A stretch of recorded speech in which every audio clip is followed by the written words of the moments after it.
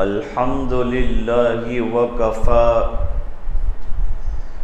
وسلام على عباده الذين اصطفى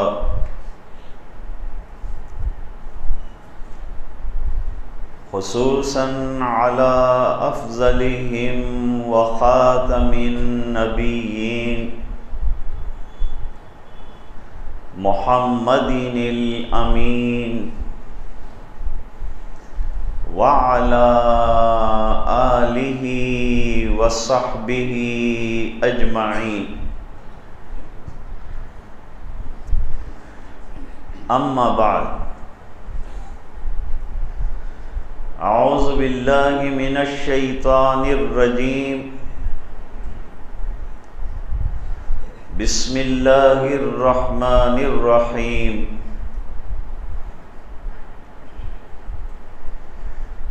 يا أيها الذين آمنوا قوا أنفسكم وأهليكم نارا وقودها الناس والحجارة صدق الله العظيم اللهم صل على سيدنا محمد وعلى آل سيدنا محمد وبارك وسلم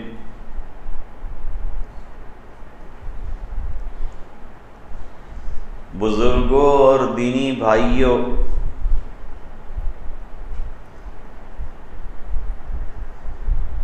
اسلام ایک مستقل تہذیب ہے۔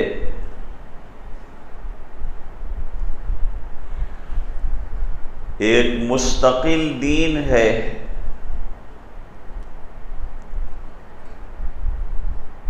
ایک نہایت منظم کلچر ہے۔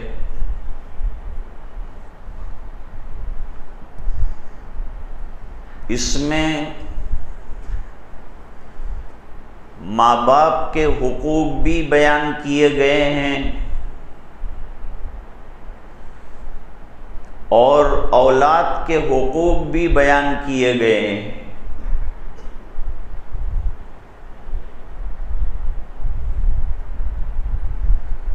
اولاد سے یہ کہا کہ ماں باپ کی خدمت کریں جب اللہ تعالیٰ ان کو بڑا کر دے اور ماں باپ بوڑھے ہو جائیں۔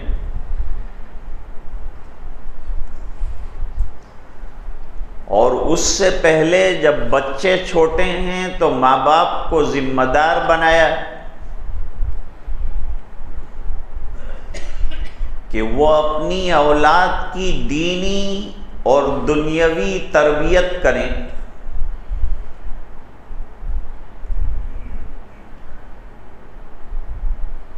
اس میں لڑکوں کی تربیت کی بھی بات کہی اور لڑکیوں کی تربیت کی بھی بات کہی۔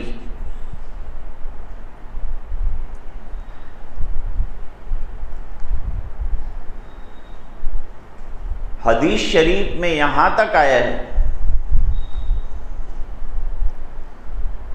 کہ اگر کسی کے یہاں کوئی خادمہ کام کرتی،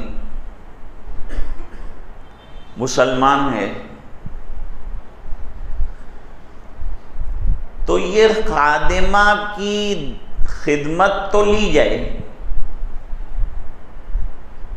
لیکن اس کی دینی تعلیم کے پیچھے بھی توجہ دی جائے۔ گھر والے اسے پڑھائیں، لکھائیں، دین سکھائیں، ادب سکھائیں تو بڑا ثواب ہے، بڑا اجر ہے۔ عام طور پر تو یہ ہوتا ہے نا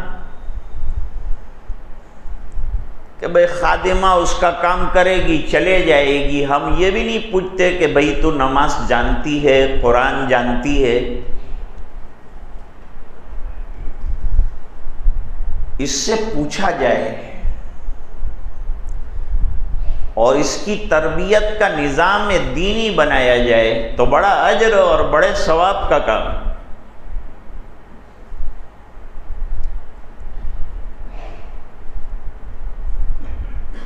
ایک حدیث شریف ہے بخاری شریف میں، حضرت عائشہ رضی اللہ تعالی عنہ کے حجرے پر ایک مانگنے والی آئی، مانگنے والی کے ساتھ 2 بچیاں تھیں۔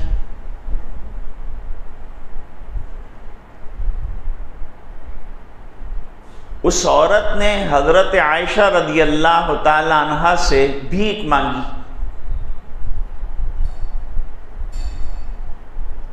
حضرت عائشہ رضی اللہ تعالی عنہا نے گھر میں ٹٹولا، جانچا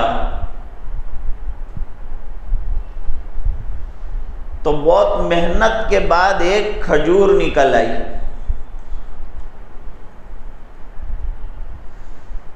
کاشانہ رسول میں ایک کھجور، یہ کھجور بھی اپنے لیے رہنے نہیں دی کہ شام کو کیا کھائیں گے، گھر میں کھانے کو کچھ نہیں ہے۔ مانگنے والی عورت کی ضرورت کا خیال رکھتے ہوئے اس فقیرن کو یہ کھجور دے دی۔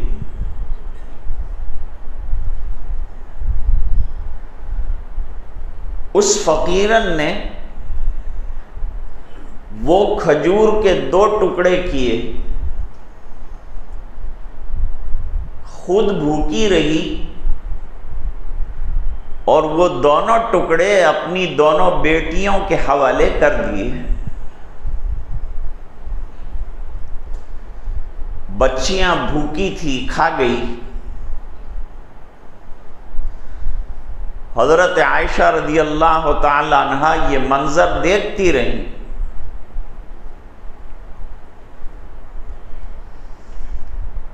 جب حضور پاک صلی اللہ علیہ وسلم تشریف لائے تو آپ کے سامنے پورا واقعہ بیان کیا کہ آج ہمارے گھر میں کاش زیادہ کھجوریں ہوتی تو میں ماں کو اور بچیوں کو پیٹ بھر کر کھلاتی۔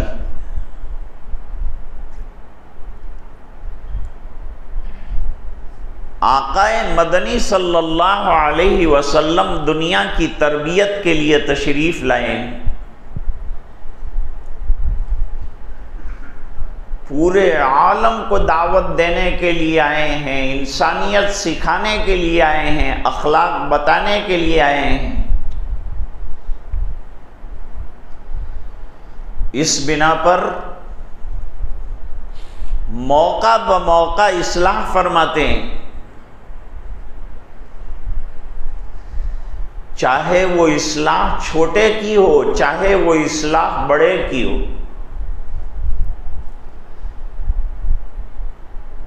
چاہے وہ اصلاح بچے کی ہو، چاہے وہ اصلاح بیوی کی ہو۔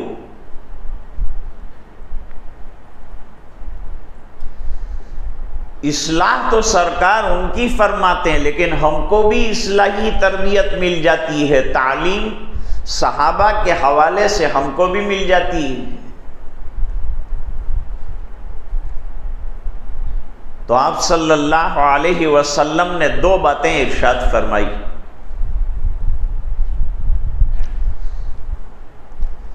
اے عائشہ، صدقے میں تو نے جو ایک کھجور دے دی، اگر اخلاص کے ساتھ دی ہے تو اسے ہلکا مت سمجھ۔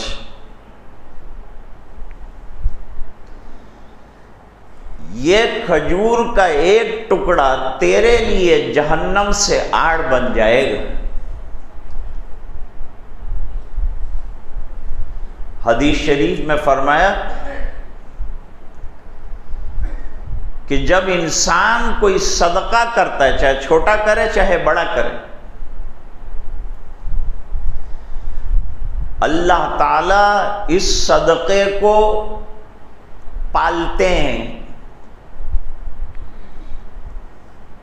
جیسے ہم اپنی اولاد کو پالتے ہیں، جیسے جانور کو پالتے ہیں، کھلاتے ہیں، پلاتے ہیں، بڑا کرتے ہیں،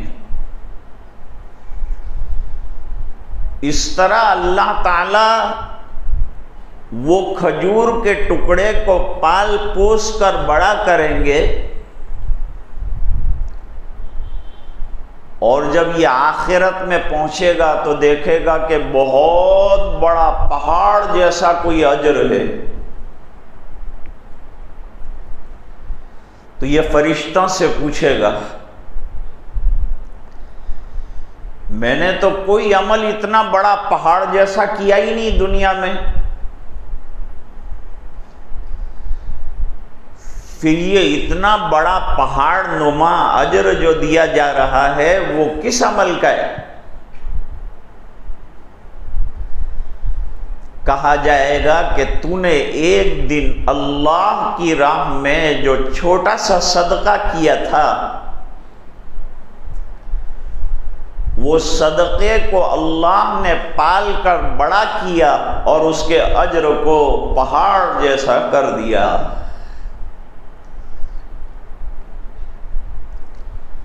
تو آدمی چھوٹا سا صدقہ کرے لیکن اخلاص کے ساتھ کرے تو اللہ کے یہاں وہ قبول ہوتا ہے۔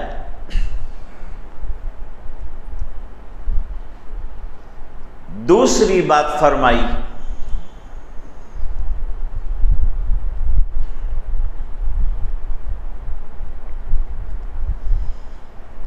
کہ تو نے عائشہ ایک بات بیان کی، وہ یہ تھی کہ ماں نے اپنی ممتا کا ثبوت دیا۔ ماں کے بڑے احسانات ہیں، اس لیے ماں کا درجہ بھی اونچا ہے اور اس کی خدمت کا درجہ بھی اونچا ہے اور اس کی دعا کا درجہ بھی اونچا ہے۔ ماں باپ دعاؤں کے دروازے ہیں۔ ہماری بہت سی مصیبتیں ماں باپ کی وجہ سے اللہ تعالیٰ ٹال دیتے ہیں، بشرطے کہ ان کی خدمت کی جائے، ان کا اعزاز اور اکرام کیا جائے، ان سے محبت رکھی جائے، دل میں ان کا احترام رکھا جائے، ان کو اف بھی نہ کہا جائے۔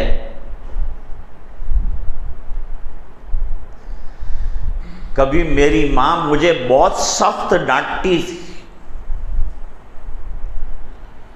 لیکن میں جواب دیتا ہی نہیں تھا، جو وہ فرماتی تھی خاموشی سے سن کر چلا آتا تھا،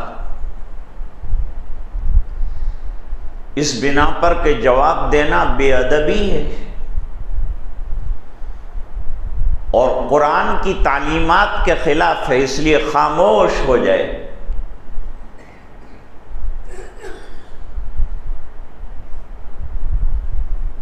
تو حضور پاک صلی اللہ علیہ وسلم نے فرمایا، جس کو اللہ تعالیٰ نے بیٹیاں عطا فرمائی، بیٹوں کو تو لوگ بہت ہاتھوں ہاتھ لیتے ہیں، سمجھتے ہیں کہ مستقبل میں سہارا بنے گا، لیکن تجربے سے یہ ثابت ہوا ہے کہ لڑکیاں سہارا بنی ہیں، لڑکے نہیں بنے ہیں۔ اس کا عملی تجربہ ہوا ہے۔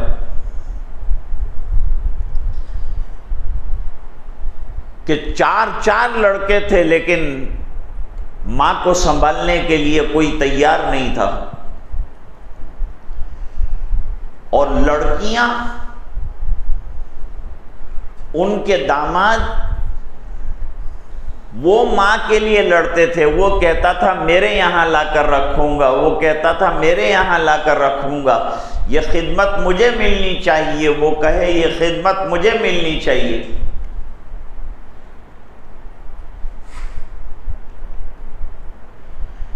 لڑکیوں کو معاشرے میں اچھی نظر سے نہیں دیکھا جاتا تھا پہلے،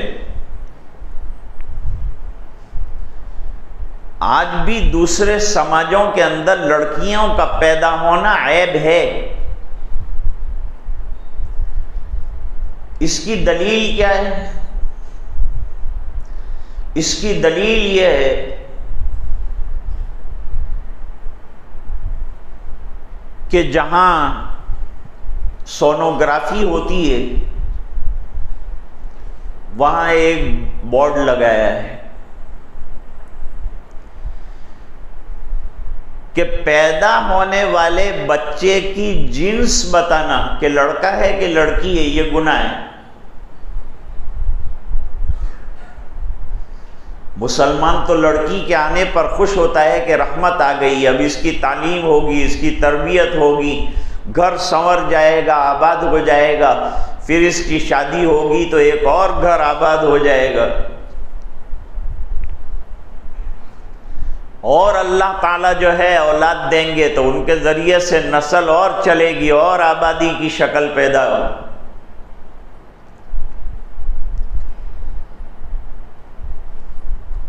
عرب لوگ بھی بڑے عجیب تھے، انہوں نے اپنا سفارشی جو ہے دیویوں کو بنایا تھا، حالانکہ وہ لڑکیوں کو پسند نہیں کرتے تھے، اور دیویوں کو اپنا معبود بنایا تھا جبکہ وہ لڑکیوں کو ناپسند کرتے تھے، اور بتوں کو اپنا سفارشی بنایا تھا کہ اللہ کے یہاں تقرب حاصل ہوگا ان کے ذریعے سے، اور ہم جنت میں پہنچیں گے ان کی سفارش سے، اللہ انہی کو جہنم میں ڈال دے گا تو ان کی سفارش کا کیا ہوگا؟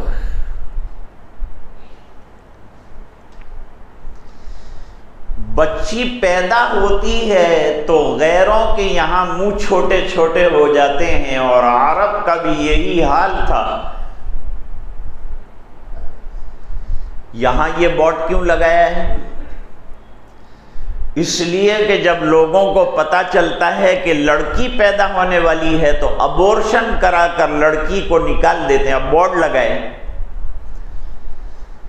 پہلے بورڈ لگایا تھا لڑکی بچاؤ، بیٹی بچاؤ، اب بورڈ لگایا بیٹی پڑھاؤ۔ 1400 سال پہلے اسلام نے بیٹی کو پڑھانے کے لیے کہا ہے۔ کتنا اچھا دین ہے، کتنا بہترین دین ہے کہ جو بات آپ کو 1400 سال کے بعد سمجھ میں آ رہی ہے وہ میرے نبی نے 1400 سال پہلے بیان فرما دی۔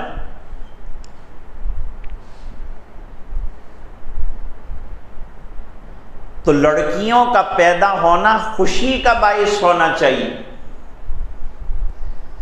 غم کا باعث نہیں ہونا چاہیے۔ سرکار کی 4 بیٹیاں ہیں، اور انتقال پر سرکار کے آنسو نکلے ہیں، قبر پر غمگین ہو کر آپ بیٹھے ہیں، فاطمہ سے پیار کیا ہے، اسے جنت کی عورتوں کی سردار قرار دیا ہے۔ بیٹیوں سے سرکار بہت پیار کرتے تھے، بہت محبت فرماتے تھے۔ بیٹے باقی نہیں رہے، اس کے پیچھے بڑی حکمتیں اور مصلحتیں بیان کی گئیں۔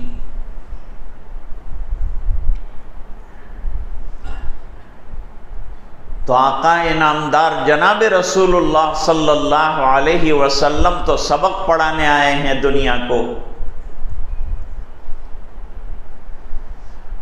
عورتوں کے ساتھ اچھا سلوک کرنے کا حکم دیا ہے، اور فرمایا ہے وَعَاشِرُهُنَّ بِالْمَعْرُوفِ،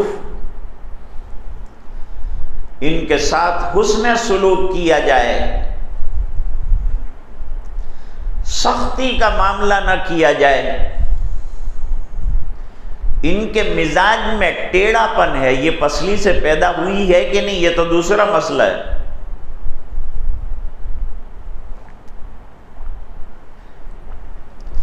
لیکن یہ بات تو بالکل طے ہے کہ مزاج میں عورت کے ٹیڑھا پن ہوتا ہے۔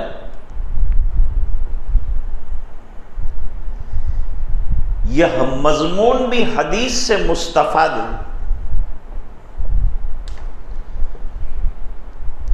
آج جو حالات ہیں لڑکیوں کے ساتھ جو معاملہ ہو رہا ہے بہت سنگین ہو رہا ہے، اس لیے میں نے یہ مضمون چھیڑا ہے آج۔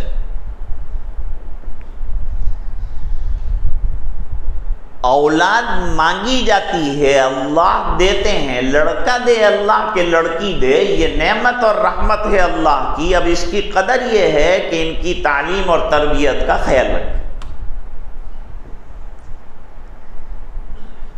ان کو مہذب بنایا جائے اور ان کو دین کی بہترین تعلیم دی جائے، آراستہ کیا جائے۔ اس کے لیے کیا کرنا چاہیے کہ ہماری بچیاں غیروں کے ساتھ بھاگ نہ جائیں، اس کے لیے چند پریکاشنز لینے کی ضرورت۔ نمبر 1، گھر کے ماحول کو اتنا اچھا دیندار بناؤ کہ لڑکی کو غیر کے ساتھ جانے کا تصور ختم ہو جائے،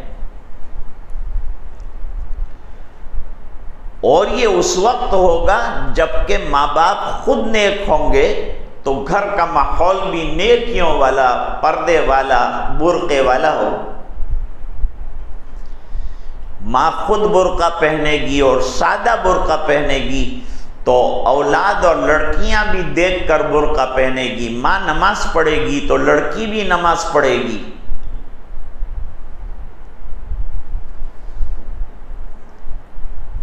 حضرت مفتی سعید احمد صاحب پالنپوری رحمت اللہ علیہ کو کینیڈا میں ایک بے تکلف آدمی نے سوال کیا، حضرت مارا پویرا نیک تھئی جائے، ماری દીકરીઓ نیک تھئی جائے، رابعہ بصری જેવી બની જાય، એના માટે મારે શું કરવાનું؟ میری اولاد نیک بنے اس کے لیے مجھے کیا کرنا چاہیے؟ کیا فارمیولہ اختیار کرنا چاہیے؟ کیا طریقہ کار اختیار کرنا چاہیے؟ حضرت نے فرمایا یہ جادوئی چھڑی نہیں ہے کہ سر کے اوپر گھمائی اور لڑکا نیک بن گیا، سر پر گھمائی اور لڑکی نیک بن گئی اور نمازی بن گئی۔ اس کے لیے محنت کرنی پڑے گی، اور محنت کا پہلا حصہ یہ ہے کہ ماں باپ کو نیک بننا پڑے گا۔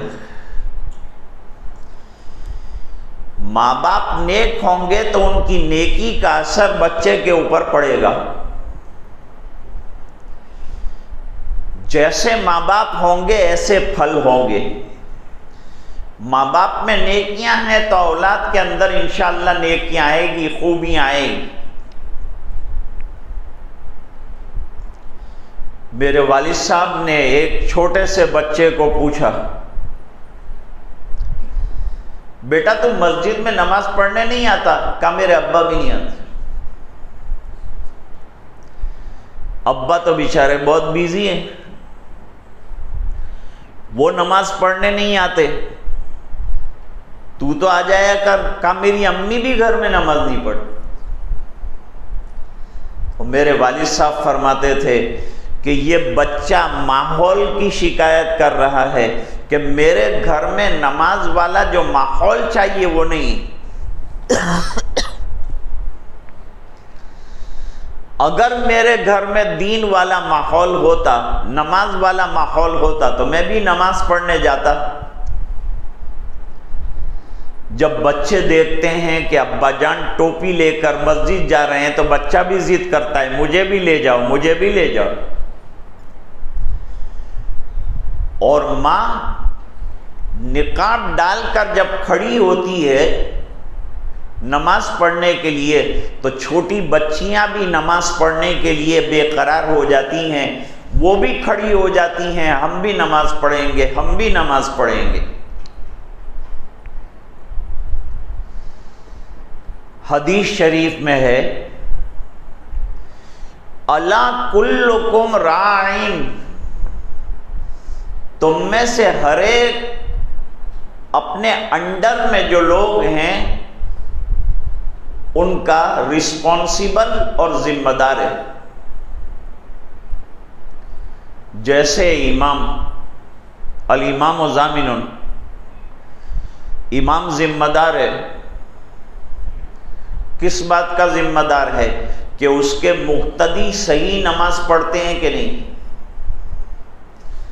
مقتدیوں کو لے کے بیٹھو، ان کو دعائیں سکھاؤ، ان کو سورہ فاتحہ سکھاؤ، نماز سکھاؤ، وضو سکھاؤ، طہارت کے طریقے سکھاؤ۔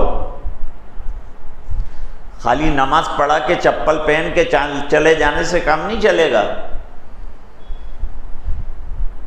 پھر اپنے مقتدیوں کا خیال رکھو، کوئی بیمار تو نہیں ہے۔ 5 محلے کے بیچ میں مسجد ہے تو ذمہ داروں کو یہ خیال رکھنا چاہیے کہ یہ ہمارے 5 محلے کے مسلمانوں کا کیا حال ہے۔ ان کی بھی ذمہ داری ہے، جیسی امام کی ذمہ داری ہے کہ مقتدیوں کی نماز صحیح ہو جائے، ان کی زندگیاں صحیح ہو جائیں، ان کے اخلاق صحیح ہو جائیں۔ اسی طرح حضور نے فرمایا لِلزَّوْرِ کا عَلَيْكَ حق، تیرے مہمان کا بھی تیرے اوپر حق ہے۔ مہمان کا کیا حق ہے؟ بھئی ایک مہمان آیا ہمارے یہاں اور ہم نے روزہ رکھا ہے نفلی، مہمان نے کہا میں کھانا نہیں کھاؤں گا جب تک تم روزہ نہیں توڑو گے، تو مہمان کے اکرام میں یہ روزہ توڑ دینا پڑے گا، چاہے بعد میں قضا کر لے۔ یہ مہمان کا اکرام ہے، یہ مہمان کا حق ہے۔ وَلِلزَّوْجِ کا عَلَيْكَ حق، فرمایا زوجہ جو ہے گھر کی، اس کے اوپر شوہر ذمہ دار ہے، وہ سربراہ ہے۔ گھر میں نظام کیسا چل رہا ہے اس کی ذمہ داری کا خیال شوہر کو رکھنا ہے، بچوں کی تربیت کا خیال شوہر کو رکھنا ہے۔ ماں باپ اپنی اولاد کے ذمہ دار ہیں، تم نے اللہ سے دعا کر کے اولاد لی ہے، جب آ گئی تو اس کی قدردانی یہ ہے کہ اس کی بہترین تعلیم کا خیال رکھا جائے، ان کی بہترین تربیت کا خیال رکھا جائے۔ بات ختم کروں 25 پر، اس سے پہلے یہ واقعہ مکمل کروں کہ جب حضرت عائشہ رضی اللہ تعالی عنہا نے یہ پورا ماجرا بیان کیا اور وہ 2 بچیوں کا حال بیان کیا اور ماں کی ممتا اور پیار کا تذکرہ کیا، تو حضور پاک صلی اللہ علیہ وسلم نے فرمایا جس کو اللہ نے بیٹیاں دی ہے اس کی بڑی ذمہ داری ہے، اور وہ ذمہ داری نبھا دینے پر یہ لڑکیاں جہنم سے آڑ بنیں گی۔ آج لڑکیاں اگر چلی جا رہی ہے تو ہمارے معاشرے کو فکر مند ہونا چاہیے، ماں باپ کو فکر مند ہونا چاہیے۔ ہماری بچی باہر جانے کے بعد کس سے ملتی ہے اس کی خبرگیری رکھنی چاہیے۔ گاڑیاں اور موبائل دے کر ان کو آزاد مت کر دو، برقع پہناؤ، اور برقع بھی ایسا کہ جو دوسرے برقعے کا محتاج نہ ہو، ایسا برقع پہناؤ۔ گھر میں دین کی فضا بناؤ، بچیوں کو بچپن میں مکاتب میں اور مدارس میں بھیجو اور ان کی اچھی اور دینی تعلیم کا خیال رکھو، تو انشاءاللہ جو دشمن ہیں ان کے ارادے فیل ہو جائیں گے، وہ شکست کھا جائیں گے۔ اللہ تعالیٰ سمجھنے کی توفیق عطا فرمائے۔ وآخر دعوانا ان الحمد للہ رب العالمین۔